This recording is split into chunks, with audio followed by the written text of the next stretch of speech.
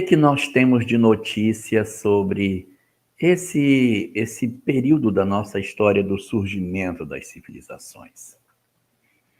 Nós já tivemos outros momentos nas nossas lives anteriores para falar de um processo migratório que aconteceu e que um conjunto de espíritos que não eram oriundos da Terra, mas vindo de outros lugares, se inseriram no planeta, produzindo transformações muito profundas no conhecimento humano, no intervalo de tempo até razoavelmente curto, diante daquilo que nos foi ofertado por esses espíritos profundamente inteligentes que para cá vieram.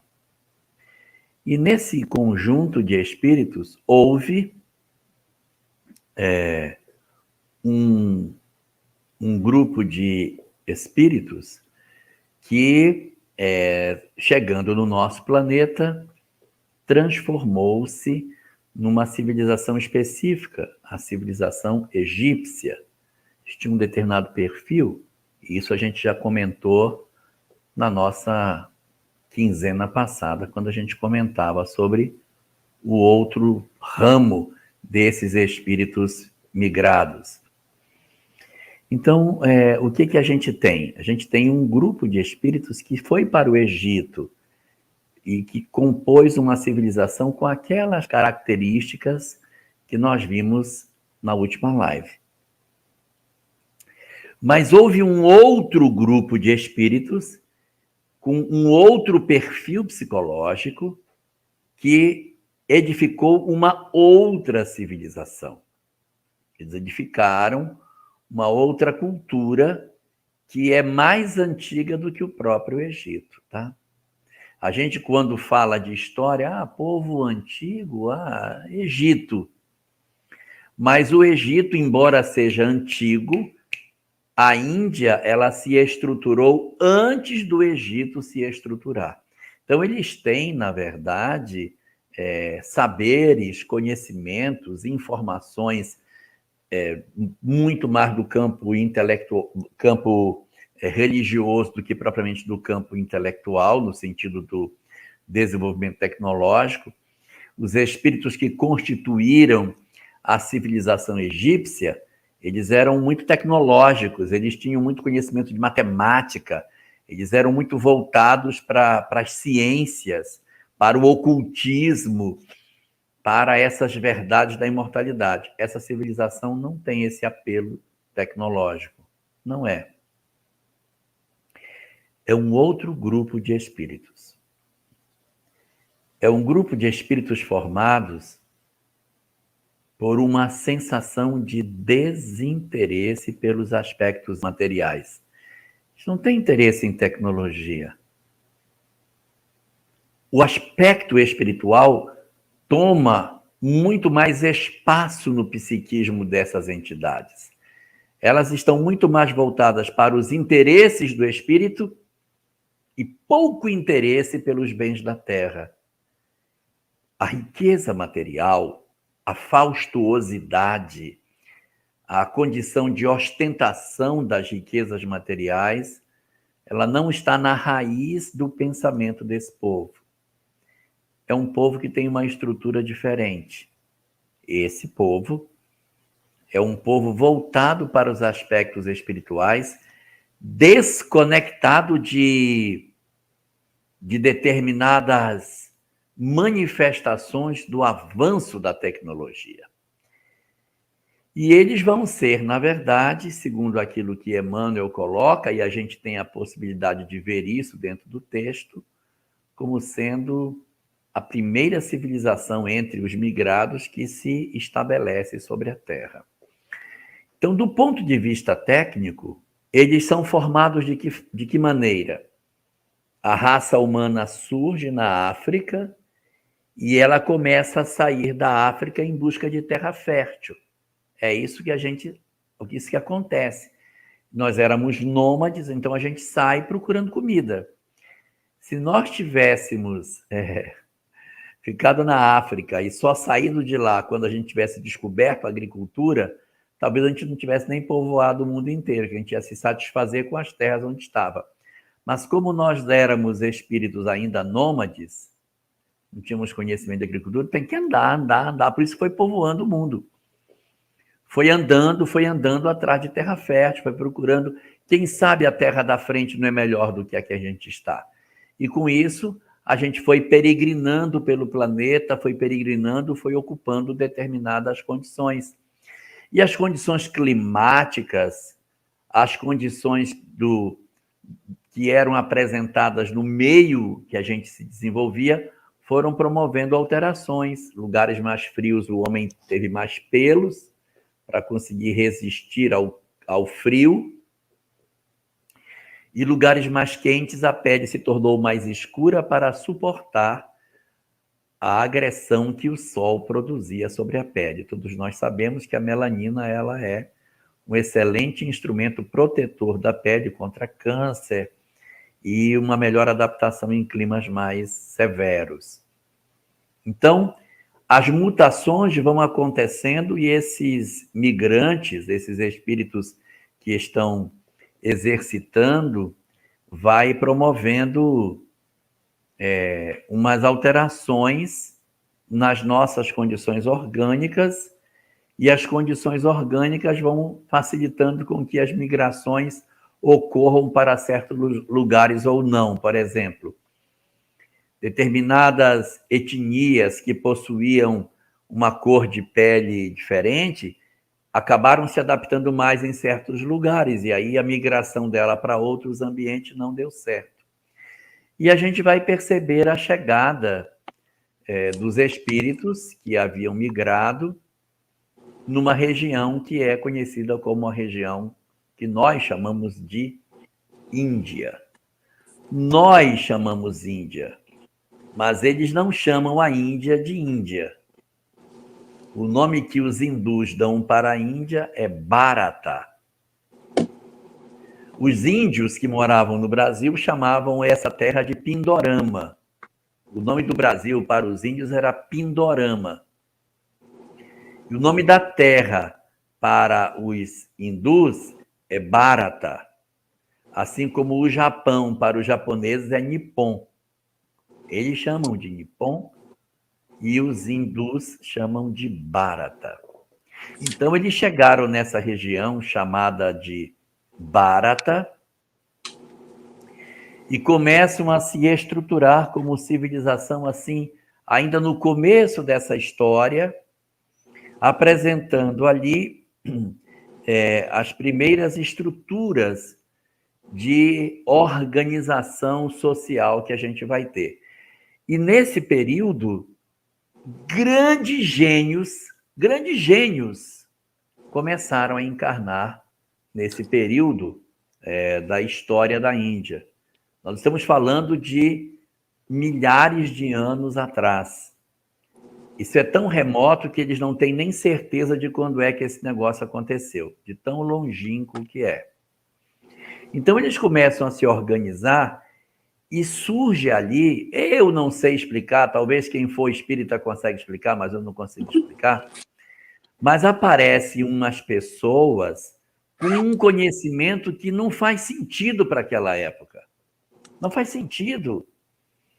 E eles começam a trazer saberes, conhecimentos, informações para esse povo, que era um povo recém-saído da pré-história.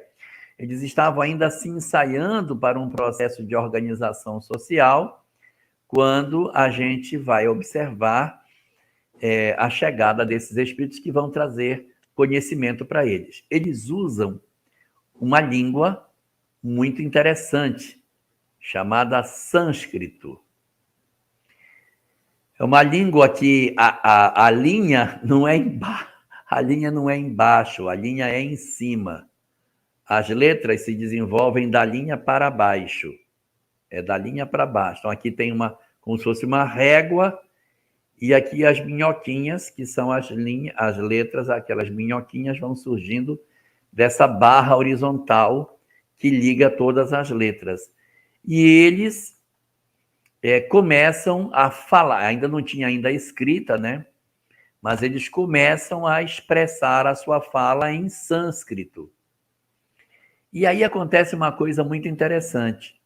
esses sábios, esses homens de conhecimento, eles decidem criar uma espécie de Google da época. Decidem juntar todo o conhecimento num lugar. Isso a gente fez muitas vezes na história da humanidade. Lá em Alexandria, o pessoal criou uma biblioteca, que era a Biblioteca de Alexandria. Ela era o Google da época. Todo o trabalho científico que eu fazia, eu criava um papiro para a minha cidade e outra cópia ia para a Biblioteca de Alexandria. A Biblioteca de Alexandria, ela tinha por objetivo reunir todo o conhecimento produzido da humanidade. Então, tudo que era produzido ia uma cópia para Alexandria e lá eles organizavam. Deviam ter um livreiro lá que tinha lá uma metodologia científica para organizar os papiros de acordo com os assuntos, né? Mas lá na Índia, logo no começo da história, os homens decidiram que eles iriam organizar o conhecimento que eles já possuíam para que tivesse um canto aonde as pessoas buscassem o saber. A palavra conhecimento, em sânscrito, a gente diz Veda. Veda significa conhecimento, saber. Então, eles decidem construir um negócio chamado os Vedas, ou seja, os conhecimentos. Os sábios, então, começam a coletar todos os saberes que eles tinham nessas obras que não eram escritas, elas eram também tradição oral. Então, aí eles começam a reunir nessas obras, que seriam os Vedas, os conhecimentos que eles estavam reunindo para que as gerações futuras tivessem acesso. Os Vedas são quatro livros diferentes. Por isso que são os Vedas, os conhecimentos. E eles eram escritos em formas de poesia. Eles não eram feitos em texto livre, eram poemas. Eles escreviam poemas com os conhecimentos que eles descobriam. O nome desses poemas que compõem os Vedas chama-se Upanishads. Então, você tem os Upanishads e tem os Aranyakis. Os Aranyakis também são estruturas que existem dentro dos Vedas, onde os poemas são apresentados para as pessoas. Então, mas por que eles eram em poemas? Porque não era escrito. Como é que eu faço para uma pessoa decorar um conhecimento? Bota em poema que ela decora mais fácil. Batatinha, quando nasce, tarará, tarari, não sei o quê. Então, se você criar um poema ou uma musiquinha, as pessoas conseguem guardar esse conhecimento. Então, é por isso, olha a genialidade, é por isso que os Vedas não são um texto raso, liso, escrito. São poemas, são rimados, para que as pessoas declamassem, para que as pessoas se aproximassem desse conhecimento. Nem todos os conhecimentos dos Vedas são conhecimentos espirituais. Tem muitos conhecimentos que os Vedas trazem que são conhecimentos comuns. Tem receita de comida. É conhecimento também, ué. Tem até como fazer versos, como fazer rimas, mostrando como é que você compõe um poema e a maneira de rimar, o tipo de rima que existe e tal. Isso está colocado dentro dos Vedas. Então, eles são esses conhecimentos, e eles não eram escritos, eles eram tradição oral. E só para passar para a Cris, os Vedas, tem um autor chamado Pedro Granja, que escreveu uma obra que não adianta procurar, que não acha, vai ter que achar no sebo. A obra se chama Afinal, quem somos? Ponto de interrogação. Que é uma obra que faz um estudo detalhado da evolução do pensamento religioso, falando um pouquinho de cada religião. Fala dos Vedas, fala dos celtas, fala dos gregos, dos romanos, dos egípcios, dos persas, vai navegando pelas várias culturas. E dos Vedas, ele traz alguns trechos dos Vedas. E lá Pedro Granja diz o seguinte, que tem um trecho dos Vedas que diz assim: se não vos transformardes moralmente, ouça bem Denise Balô para não dizer que nunca ouviu falar. Está dito nos Vedas, segundo a obra final Quem Somos. Se não vos transformardes moralmente, apenas vos condenareis a experimentar novas encarnações em outros corpos e, quiçá, em outros mundos. Os caras sabiam de transição planetária. Não é possível, pelo amor de Deus, não é possível, pelo amor de Deus. Então, nos Vedas você vai encontrar essa estrutura que vai dar origem a um conjunto de conhecimentos. E são exatamente os Vedas que vão gerar, a partir dali, uma família de religiões. O mundo possui duas grandes famílias religiosas. Eu não estou dizendo que não tem outras, mas tem duas famílias religiosas que são as mais robustas. Um braço são as religiões abraâmicas, que são as três nascidas de Abraão: judaísmo, cristianismo e islamismo. Então, do braço de Abraão surgiram três braços, três religiões. E tem o braço védico. As religiões védicas, da onde vai surgir Krishna, Buda, o taoísmo, o shintoísmo, isso tudo vai surgir desse braço védico que vai depois espalhar as religiões do Oriente. Então, você tem dois troncos robustos, o tronco védico e o tronco abraâmico. E aonde estava o tronco védico? O tronco védico estava na Índia milenar. É lá que é surgido esse conhecimento, sem ser escrito, é tudo tradição oral na forma de poemas, e os hindus vão aprendendo esses versos que contam a vida imortal, contam o renascimento, conta a história dos homens, conta todas essas coisas para edificar efetivamente as primeiras raízes de religião na Terra no sentido estruturado. As primeiras religiões estruturadas no planeta nascem na Índia.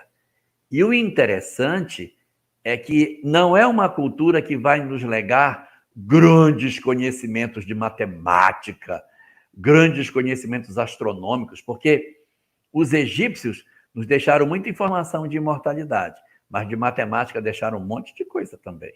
Os gregos deixaram muita coisa de filosofia, mas muita coisa de matemática também. Os romanos deixaram muita coisa de administração, não deixaram nada de matemática, até porque eles formaram os advogados, né? Por isso que advogado até hoje foge da matemática, porque os números romanos, você vê que o número romano você não faz conta, né? Não tem quem faça conta com o número romano, por isso que chama cálculo, porque eles usavam pedrinhas para fazer conta. Então, eles somavam as pedrinhas e davam os resultados. Então, os romanos são muito bons de direito, mas não são nada bons de matemática. São ruins de matemática. Não deram boas contribuições, mas deram contribuições científicas incríveis. Você vai no Coliseu, você fica olhando aquilo e diz, gente, como é que esses caras fizeram essa estrutura lá em cima? Que cálculo estrutural eles fizeram para estruturar isso? Como é que é esse negócio? Como é que esses homens faziam isso? Os aquedutos de Roma, que traziam água daquelas peças assim, aquilo é um negócio doido. Os hindus, eles não têm muito essa contribuição. Você vai encontrar, realmente, palácios belíssimos de construção, mas essa não é a maior contribuição que eles dão. A maior contribuição que a gente encontra dentro do povo hindu é, especificamente, o legado religioso que vai ser o grande veio das religiões orientais, que vai dar origem a tudo que vem do Oriente. Onde está a raiz? Nos Vedas. Eles são a origem de todas essas coisas. Elahá, vou pegar esse seu gancho, porque, na verdade, a gente está, para quem está chegando agora, está nos acompanhando hoje pela primeira vez, né? A gente está pegando aí o 5º capítulo do A Caminho da Luz, cujo autor espiritual é Emmanuel, e falando sobre a Índia. Então, Elahá, pegando esse seu gancho sobre o legado religioso, me causa muita espécie, assim, me ressalta muito aos olhos, e aí falando um pouco da estrutura desse capítulo e a estrutura até da obra, né? Como Emmanuel ele é pedagógico no sentido de apresentar as características e as potencialidades de cada povo que ele esclarece, né? de cada conjunção social. E nesse capítulo da Índia me chamou muito a atenção a forma como ele organiza a abordagem que ele faz sobre esse povo, né, que viveu e que vive até hoje às margens do rio Ganges. Ele, inclusive, inaugura o capítulo falando isso. Como você colocou até agora, são os pródomos, né, de toda a civilização. Ele fala que eles são causais como origem, no sentido de serem a raiz de todas as sociedades organizadas, que vamos conhecer depois, porque eles antecederam os egípcios, eles antecederam os gregos, antecederam os romanos, antecederam os povos tribais, germânicos, celtas, enfim, por aí vai. E na organização hindu, que é o subtítulo que Emmanuel elege, né, para inaugurar esse capítulo, e depois ele vai segmentando o capítulo em vários outros subtítulos, eu fui tentando fazer dessa vez, né, para nosso encontro de hoje, uma leitura diferenciada. E aí é bacana porque, por exemplo, na organização hindu, que é o primeiro subtítulo, eu vou encontrar como palavra-chave adoração. Adoração, que é exatamente isso que o Elahá acabou de colocar para a gente. A entrega, a potencialidade do povo hindu, ele traz como característica muito contundente essa questão da noção de divindade, noção de divindade, e 2, adoração. A gente vai ver que a cultura da Índia até hoje é assim, né? Se perpetua Sim. Dessa forma muito contundente, no sentido deles traduzirem essa adoração em várias manifestações sociais, na música, na arte, na dança, várias manifestações da dança. Eu estou trazendo isso como exemplo porque cada música que é dançada traz um significado de louvação, traz um significado de adoração.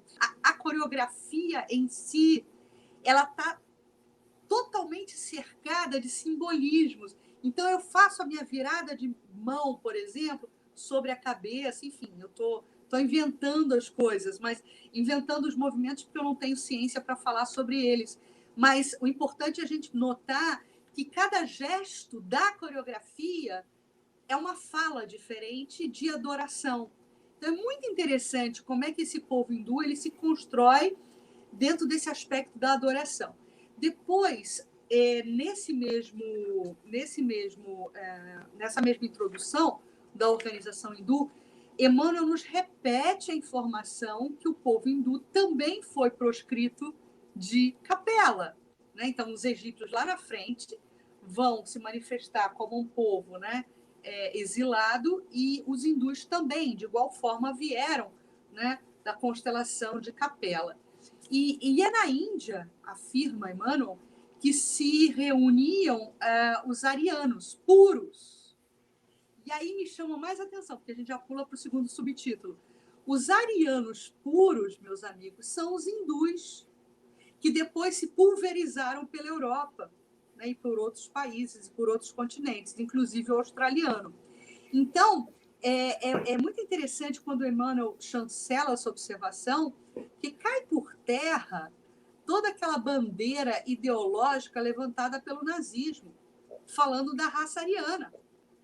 Porque a raça ariana não é tez branca e olhinho azul, não, e cabelo lourinho. A raça ariana pura, isso atesta Emmanuel, vem da raiz hindu, do moreno, da tez morena, do cabelo liso, negro, trigueiro, né? Do trigueiro. Então, é muito interessante essa informação para a gente sublinhar, né? E para a gente se apartar cada vez mais dessa bobagem de racismo. É uma coisa boba e não tem nada a ver. E aí, uma outra observação que eu percebo, e aí eu vou parar por aqui, porque já é o subtítulo do expansionismo dos Árias, né? Emmanuel vai atestar também que eles formam todas as balizas das sociedades, né? Da Grécia, dos latinos, dos celtas e dos germanos. E aí, quando a gente olha de forma apartada, de forma segmentada, todas essas tribos e todas essas sociedades, a gente vai perceber que foram elas as que começaram as guerras, as que começaram os combates entre as tribos, né?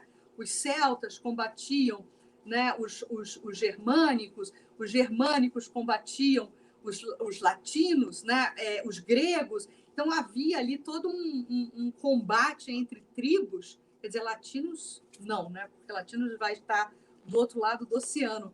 Mas na geografia europeia, a gente vai ter embates tribais horrorosos entre os vikings, os nórdicos, os anglo-saxões depois, né? Os celtas. bretões, francos. Os bretões, né? Os bretões que hoje França, né? Então a gente vai perceber que tudo isso, minha gente, tem uma raiz única, que são os arianos puros, que é esse povo da Índia. E é muito curioso quando a gente pega essa informação e pensa assim, mas espera aí, se é tudo a mesma raiz, por que eles estão combatendo-se entre si? Por que eles se intitulam ou se auto-intitulam diferenciados, né? Então, Emmanuel, nesse subtítulo do expansionismo dos arianos, dos árias, melhor dizendo, ele sinaliza isso para a gente, porque é um olhar míope. Nós sempre temos, infelizmente, dada a nossa falta de evolução, né? E aí eu falo por mim, muitas vezes, diante do global, diante do que realmente importa, que é essa visão mais agigantada sobre o detalhe, a gente tem essa miopia. E aí as tribos guerreavam, como se diferentes fossem, mas não eram diferentes, todos tinham a mesma origem, todos estavam ali, né, desdobrados a partir de uma única raiz. Então, até nesse conhecimento histórico, existe um apelo para que a gente exercite a fraternidade, exercite a irmandade, porque, afinal de contas, todos somos originários de um único ponto, né? E essa questão de tribo, de divisão, de raça, tudo isso é uma grande bobagem. Isso que eu queria comentar pela Rai Denise. É muito importante isso, para a gente poder dar o entendimento do que essa civilização veio trazer de contributo. Porque, assim, houve um investimento muito grande espiritual na Índia. O que eles fizeram? Eles desceram os sábios e os sábios desenharam a estrutura espiritual. É como se alguém descesse para forrar o local e garantir as balizas aonde essa sociedade iria se movimentar. Quando essa sociedade já está com as balizas desenvolvidas, que os sábios deixaram os seus conhecimentos, encarnam as almas problemáticas dentro das balizas postas. Isso parece muito com a história do Brasil, em que você constrói um país com uma estrutura cristã, organiza desse pronto. Não, está organizado. Agora, pode colocar esse pessoal lá dentro, que essas balizas cristãs vão conter os excessos. Mas o que aconteceu? Eles não eram espíritos, vamos dizer assim, sublimados. Se fossem, eles não teriam vindo. Eles tinham graves defeitos. Então, os sábios vêm, constroem o arcabouço psicológico, o arcabouço espiritual para essa civilização, e depois de edificado os Vedas, vêm surgir os homens que teriam que lidar com os seus conflitos. E na medida que os homens se aproximam dessa sociedade, eles vão construir aí um formato de sociedade que expressa o que está dentro deles, que é o modelo de sociedade fundamentado em castas. Então, você vai ter, dentro da estrutura da Índia, desde o princípio, uma formação em que cada classe social se originou de uma parte do Deus Brahma. Os sacerdotes da cabeça, os guerreiros dos braços, os artesãos das pernas, os escravos dos pés e os párias da sola dos pés. Eles estão abaixo dos escravos. Os párias seriam uma classe social proscrita. E se alguém da classe dos brahmanes, cabeça, casasse com alguém da classe dos braços, os dois perdiam sua condição, os dois se tornavam párias. Se a sombra de um pária passasse sobre alguém, só a sombra, ele já ficava impuro e tinha que ir para o rio Ganges para se lavar, para poder se limpar da sombra do pária.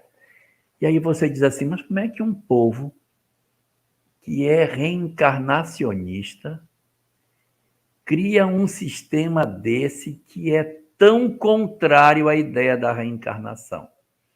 É porque a ideia era o seguinte, os que desobedecem os Vedas renascem párias. Deu para entender? Então, você tem que seguir a lei para que você tenha do próprio Brahma a possibilidade de reencarnar numa casta melhor da próxima vez. Mas se você desobedecer, você vai lá para a sola do pé. Então, a condição de ser pária, ela não era uma condição sem causa. Porque os que nasciam na condição de pária, porque eram encarnações de desobedientes. O que está representado aí, Denise Balot? O processo da migração. Como é que os judeus representaram? Adão e Eva perdem o paraíso. Como é que os egípcios representaram a ideia da zoomorfização? Os deuses zoantropomórficos, os corpos de animais, a ideia da metempsicose, isso tudo são raízes da interpretação deles do processo migratório. E os hindus? Casta. Os que desobedecem vão lá para baixo, vão ser miseráveis. Desobedeça para você ver, obedeça os nossos deuses, para que você não precise passar por essa circunstância. Então, eles tinham vários deuses. Eles chegaram a uma época a ter 33 mil deuses. Tinha quase mais deus do que gente, né? Então, eles tinham muitos deuses, muitos deuses. E isso, de certa maneira, torna a tolerância religiosa muito maior. Culturas politeístas são mais tolerantes religiosamente, porque eu digo assim, olha, o meu Deus gosta de margaridas, o meu gosta de lírio. Eu estou certo, você está certo. Se for um Deus só, isso é negativo. Ele gosta de lírio escolhido após a chuva, e você tem que obedecer. Como tem vários deuses, está tudo certo. Então você vê que as grandes guerras religiosas que a gente assistiu no Ocidente são guerras entre povos monoteístas. O monoteísmo, mal interpretado, gera o fanatismo e ele desenvolve a guerra religiosa. Quando você vai para ambientes onde existem vários deuses, as tensões religiosas elas são menores.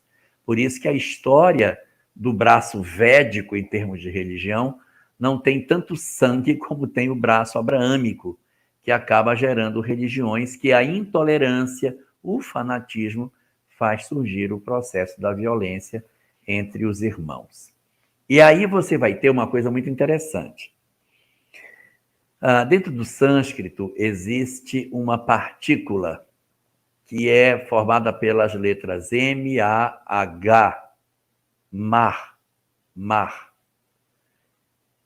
E ela significa grande, mar. Em sânscrito, alma, a alma comum chama Atma. Uma grande alma seria Mahatma. Por isso que Gandhi era conhecido como Mahatma Gandhi, porque é uma alma grandiosa. E esse título é dado só para os espíritos que eles entendiam que eram... Ninguém é assim Mahatma à toa, não. Tem que ter realmente uma vida de devoção, de demonstração para ser um Mahatma. Eles chamavam a Índia de Bharata. E eles fizeram um poema, que é o maior poema que o mundo conhece, que é o poema que conta a história da Índia. Só que eles não chamam de Índia, eles chamam de a Grande Índia, que pega a Índia, Paquistão, aquela região toda ali, é a chamada Grande Índia. Se Índia é Bharata, Grande Índia é Mahabharata. Por isso que é Mahabharata o poema. O poema é Mahabharata porque é a Grande Índia. Ele é Mahatma porque ele é uma grande alma. E eles têm uma estrutura de governo. Você tem o Pachá. O Pachá é uma autoridade que é como se fosse, no nosso nível, um governador. E você tem um outro que está acima do Pachá, que é como se fosse um rei de um condado. Ele domina várias províncias. Então, ele está acima do Pachá. Ele chama Rajá ou Rajá. O Rajá está acima do Pachá. E tem o grande rei, que é o que toma conta de vários Rajás. Como seria o nome do cara que toma conta de vários Rajás? O Maharaja. Por isso que é o Maharaja. O Maharaja é que a gente chama de Marajá, é um grande rei. Quando diz assim, fulano era um Marajá, então ele era um rei de outros reis. Era um grande rei. Tinha o Rajá, o Pachá, que toma conta de um pedacinho, o Rajá e o Maharaja, que era essa estrutura. Então, eles tinham uma organização política com esse modelo e uma organização social muito estranha para nós que somos ocidentais, porque as pessoas não mudam de classe social. Você pode acertar na loteria e você continua na classe social que você tem. Você não sobe, você não tem... As classes sociais, elas são totalmente impermeáveis. Você não fura para ir para outra classe. Você nasceu Sharia? Vai morrer Sharia. Pode até ser um Sharia rico, mas nunca deixará de ser um Sharia nesta existência. Então, eles vão construindo uma sociedade profundamente religiosa, mas, ao mesmo tempo, profundamente disciplinadora, e profundamente cobradora da obediência, em que esses conhecimentos precisam ser vivenciados, precisam ser respeitados, para que você não encontre na lei de causa e efeito as consequências, gerando aí as condições que a gente conhece de renascimento dentro da condição dos párias. Teve uma novela que usava uma outra expressão, chamava Dalits. fulano, caminho Sim. para as Índias, né? Chamava Dalit. É a mesma coisa.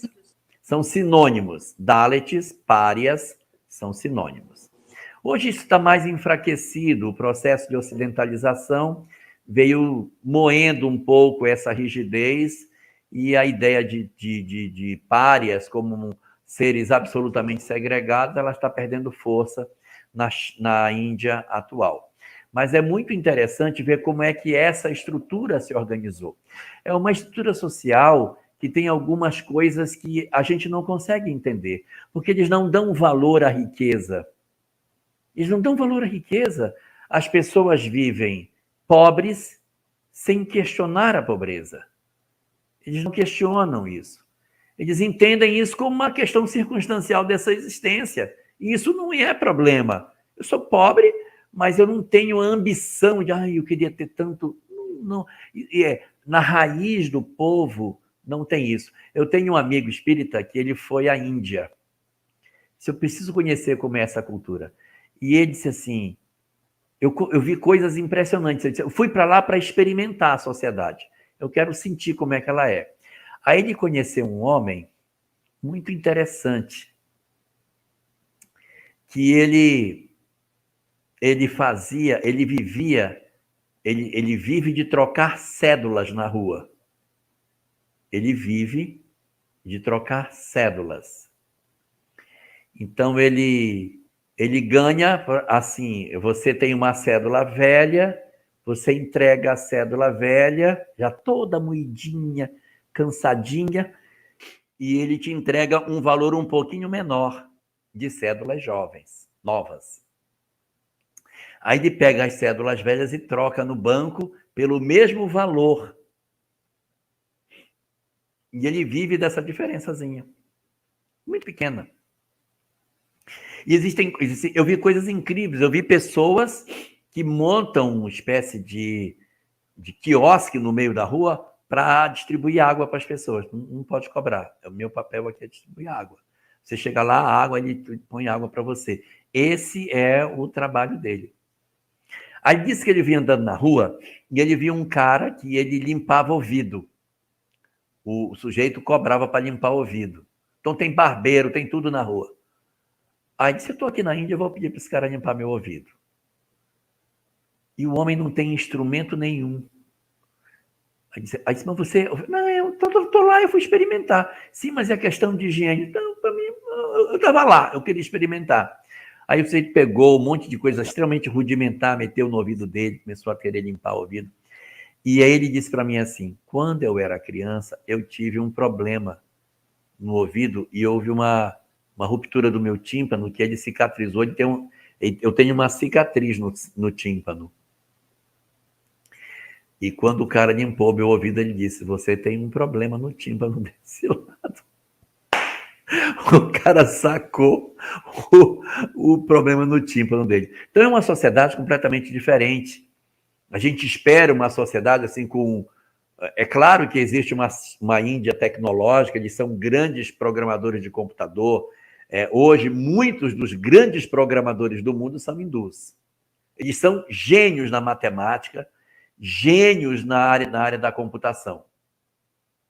Mas essa é uma outra Índia. É como no Japão. Você tem um Japão tradicional e tem um Japão ultramoderno. Lá também você tem uma Índia que é ultramoderna e uma Índia que é uma Índia muito, muito simples, aonde eles têm hábito de cremar as pessoas quando morrem. As pessoas morrem, vão para o local, aí ali você é cremado e as cinzas são jogadas no rio Ganges.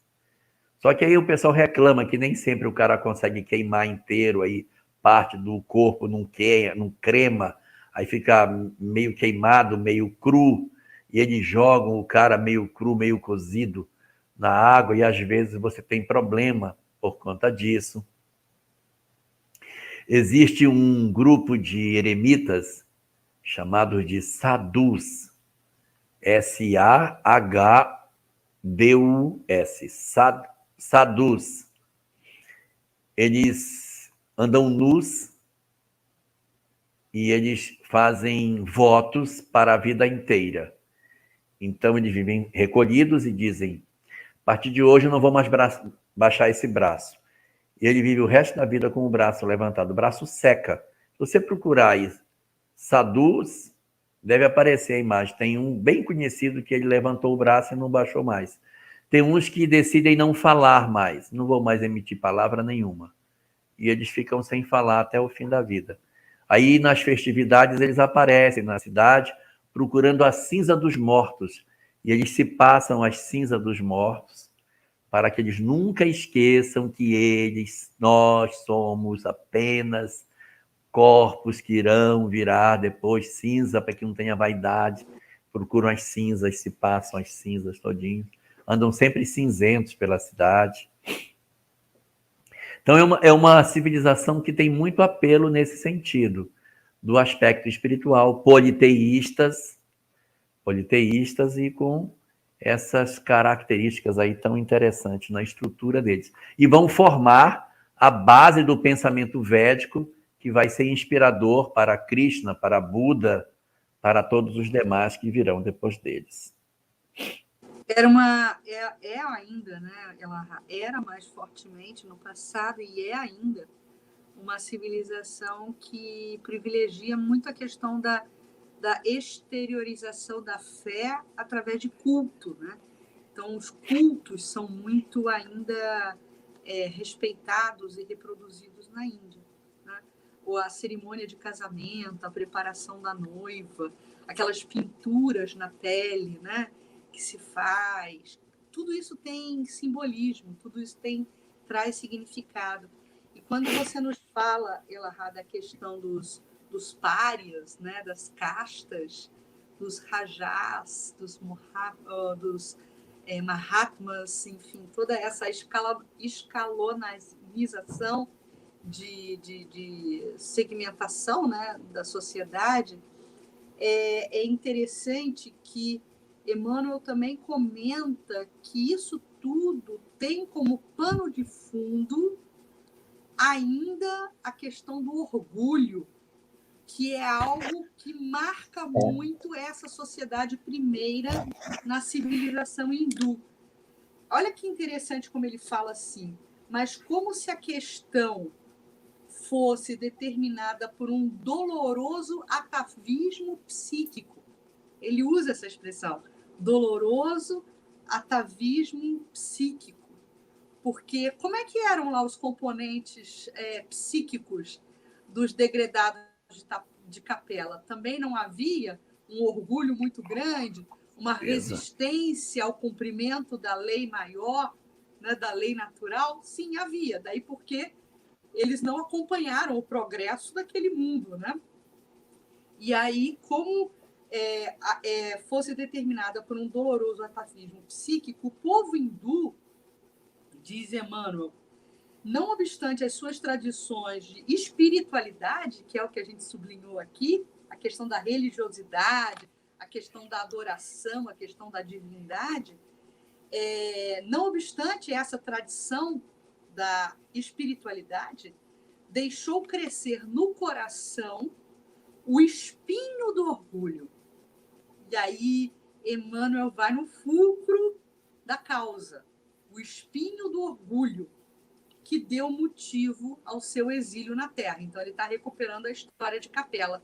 E mais lá na frente, no subtema Rajás e Párias, ele vai falar que os arianos da Índia, né, a matriz ariana, porém, não se compadeceram das raças atrasadas, né, com menos experiência evolutiva nesse sentido, que encontraram em seu caminho. Então, esses capelinos, né, encontraram pelo caminho espíritos mais jovens, espíritos novos, aborígenes, também habitando a mesma região, e cuja evolução deveria representar para eles um imperativo de trabalho regenerador na face da Terra. Os aborígenes foram considerados, e aí vem os párias, e aí vem essa sensação que o Elahá falou para a gente, de cujos membros não poderiam aproximar-se sem graves punições e severos castigos. Então, quer dizer, havia ali uma diferenciação, né, de reencarnação, sem sombra de dúvida, né? A gente tinha uma parcela dessa civilização ainda com desdobramentos muito profundos da sua experiência enquanto capelinos, se encontrando com espíritos mais jovens, né, que Emmanuel classifica como sendo espíritos de aborígenes, e por conta desse orgulho exacerbado, estabelece-se na relação de um com o outro a questão da dominação, a questão da subjugação e do trabalho forçado.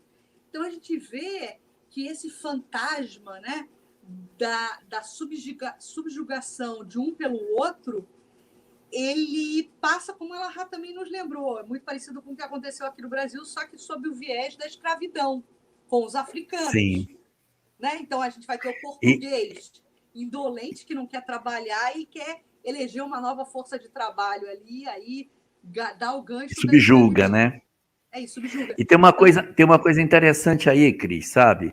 Que as pessoas, muitas vezes, mesmo reencarnacionistas, querem justificar todo o processo de exploração e pobreza através da reencarnação.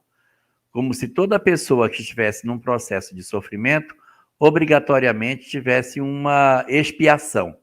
E aqui nós temos claramente um fenômeno que não é expiatório, é um processo provacional, em que entidades perversas, exploradoras, se aproveitam da ingenuidade dos que são mais frágeis e iniciam um fenômeno de dominação e de geração de sofrimento que não precisava acontecer. Essa aproximação de elementos com diferenças, ela está muito mais colocada para quê? Para que você desenvolva o outro povo, para que você puxe essas pessoas num caminho evolutivo. Mas aí eu olho uma oportunidade de exploração e, sem que eles tenham uma razão kármica para que isso aconteça, eu inicio um processo de exploração. Aí eu me endivido. Eu me endivido por ser o explorador. Amanhã posso até estar na condição deles, mas já num processo expiatório. Mas nem todos os que passam por processos de exploração são necessariamente almas devedoras da lei. Mas o mecanismo da própria evolução aproxima os que são menos dos que são mais, para que aqueles que são mais possam auxiliar, instruir, melhorar, e a gente não consegue fazer esse processo de se desenvolver. E aí, quem não faz, né, Ilahá, quem não consegue fazer esse processo, aí sim, por questões de reencarnação, vai voltar como pária. Aí sim. Aí sim, né? Aí sim.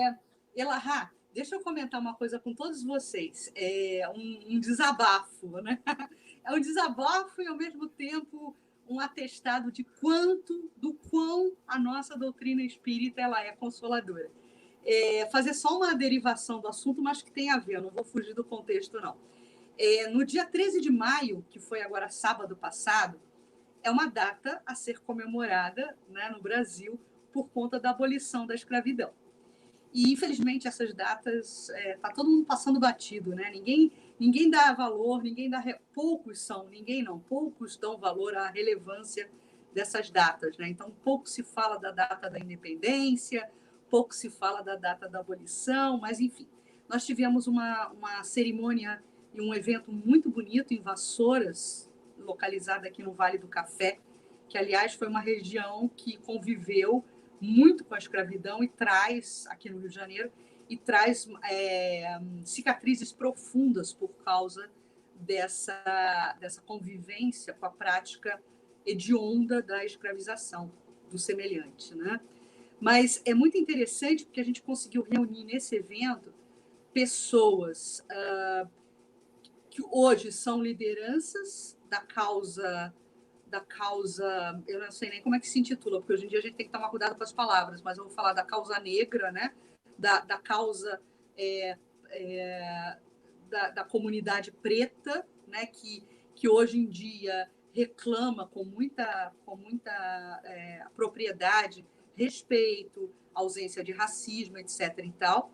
e nós reunimos também lideranças que são historiadores.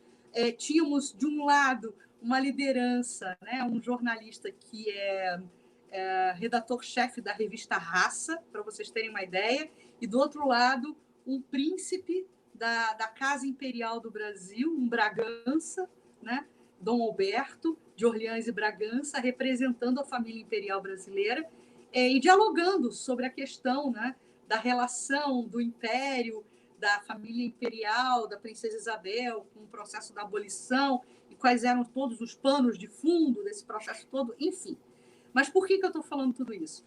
Porque, em dado momento, nessa maturidade de reflexão, o representante da causa negra, né, da causa preta, ele falava assim, não, porque nós precisamos ter um momento de atitude por parte do Brasil, do governo brasileiro e de todos os brasileiros. Nós precisamos, e nós clamamos por um momento de reparação. Então, o que importa para a gente é uma reflexão a respeito da questão da escravidão, mas que redunde em reparação com retratação.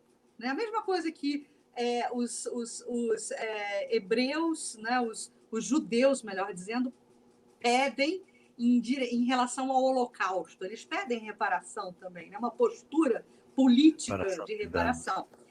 E aí, né, era muito interessante, porque eu ia ouvindo aqueles diálogos e aqueles contrapontos e pensando assim, puxa vida, né? Se esse pessoal conhecesse a doutrina espírita, eles não estariam tão angustiados, porque a própria justiça divina, nesse processo reencarnatório, oferta essa reparação, né? Então, Sim. é só uma parte, sabe, para a gente poder pensar sobre tudo isso quando a gente pensa nos párias também, nos párias da Índia, porque muitos estavam ali enquanto párias porque tinham sido marajás, que tinham sido rajás e mahatmas, né, que usurparam dessa questão do orgulho para o achatamento do próximo, né, Elahá? A reencarnação vai se encarregando desses ajustes. Mas eu queria só destacar algumas palavras que a gente herdou dos hindus. Então, karma é uma palavra hindu. Por que Kardec não usa a palavra karma? Porque dentro do karma está prova e expiação junto. Por isso que melhor não usar. A gente não usa prova e expiação. Karma. Dharma é outra palavra de lá. Chakra, os chakras, os chamados centros de força. Yoga, meditação, esses conhecimentos espirituais vieram todos de lá.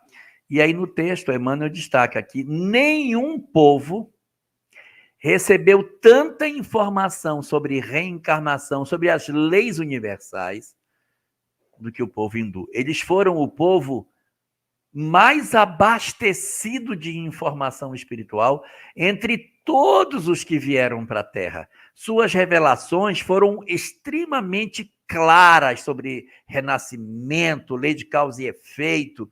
E não estou falando só dos Vedas, estou falando do Bhagavad Gita, do pensamento búdico, que todos têm raízes védicas e são fartos em notícias sobre reencarnação.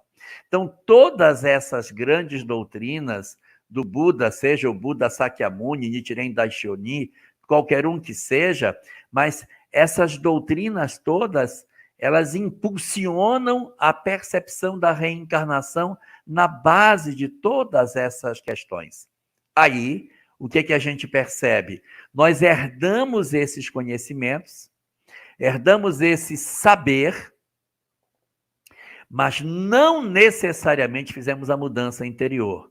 E eu não estou criticando os hindus, longe de mim estar fazendo isso, mas observe, houve muito apelo externo dos faquires, dos eremitas, desse desinteresse pelas coisas materiais, mas a transformação moral dentro da sociedade, que seria o seguinte, eu vou continuar no meu lugar, no meu ambiente doméstico e vou mudar para ser melhor. Essa proposta, ela não é muito visível dentro dessa ideologia. É mais a ideia de que eu tenho que sair para me iluminar. eu tenho que me retirar para que eu me transforme, eu tenho que ser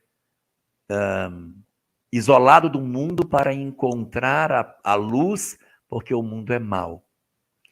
Então, tudo isso são conhecimentos que a gente acabou construindo pelo pensamento que a gente herdou da Índia.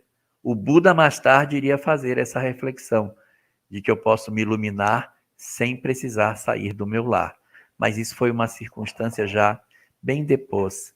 Mas de tudo isso, o que fica? Um conhecimento absurdo que eles deixaram para nós, que a gente ainda hoje está estudando e aprendendo. Agora, no século XX, é que a gente se virou para o Oriente para tentar buscar esse conhecimento que estava como que segregado do lado de lá. E agora nós estamos começando a fazer a grande caminhada de integração desses saberes como sendo um saber só. A descoberta de que todas as verdades convergem para o mesmo ponto é o grande final da jornada. Enquanto a gente olha as doutrinas como diferentes, nós ainda somos imaturos. Na hora que eu olho todas as doutrinas e digo, gente, é tudo a mesma coisa, eu alcancei a compreensão mais alta das revelações que esses homens todos trouxeram.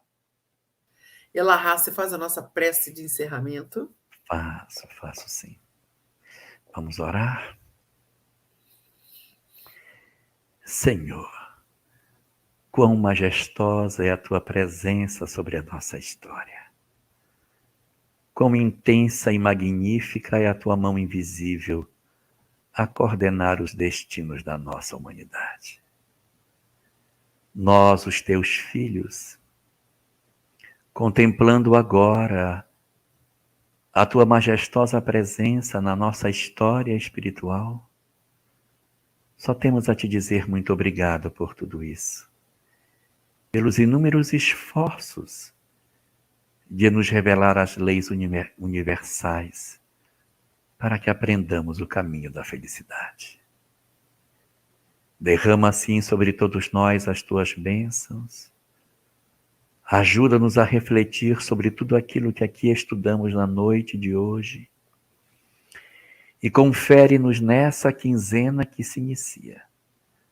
Momento de profunda reflexão para todos nós, a fim de que reflitamos o valor de tudo isso que nos ofereces, para que faça sentido conhecer, para que faça sentido a nossa apropriação de todos esses saberes, para utilizá-los na nossa vida pessoal, nos nossos dramas domésticos, nos nossos conflitos mais profundos, facilitando a solução dos intrincados problemas que trazemos dentro de nós. Não permite que isso seja apenas um prazer para os nossos cérebros, mas que seja fundamentalmente a ferramenta essencial para que descubramos a que propósito aqui viemos. Derrama assim sobre nós as tuas bênçãos de paz e ilumina o nosso entendimento, para que consigamos fazer verdadeiro bom uso de todo o saber que tu tens nos oferecido. Permanece assim conosco, Senhor da vida. Ilumina as nossas almas e guarda os nossos corações na tua infinita paz.